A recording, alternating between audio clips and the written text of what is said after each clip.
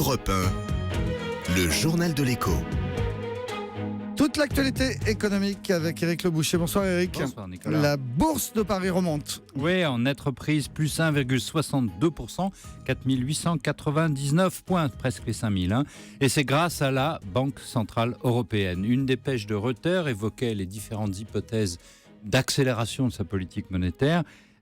Comment faire, etc. À 8 jours de la réunion du comité monétaire, cela a suffi pour déclencher l'optimisme. Le chiffre du jour, c'est celui de l'euro.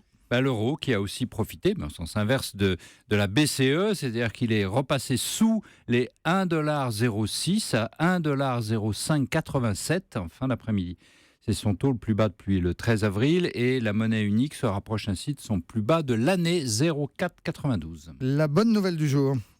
L'activité économique a souffert les premiers jours après les attentats, mais le retour à la normale est en cours, a affirmé Emmanuel Macron. Les premiers jours, on a assisté à une baisse de 30% du commerce et la tendance se situe désormais à moins 13, moins 15, un peu moins bon pour l'hôtellerie.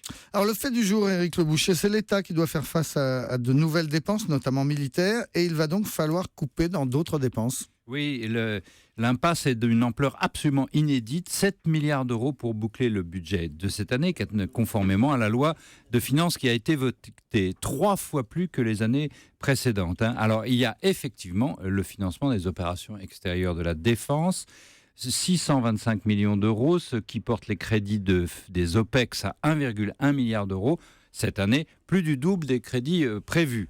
Mais il y a aussi d'autres glissades. Les contrats aidés. Le gouvernement a annoncé cet été qu'il en fallait 100 000 de plus pour la lutte contre la courbe du chômage. Coût 640 millions d'euros.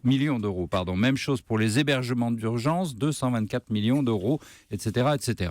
Alors d'habitude, lorsque nos déficits se creusent, eh bien, nous sommes grondés par Bruxelles. Cette fois, non.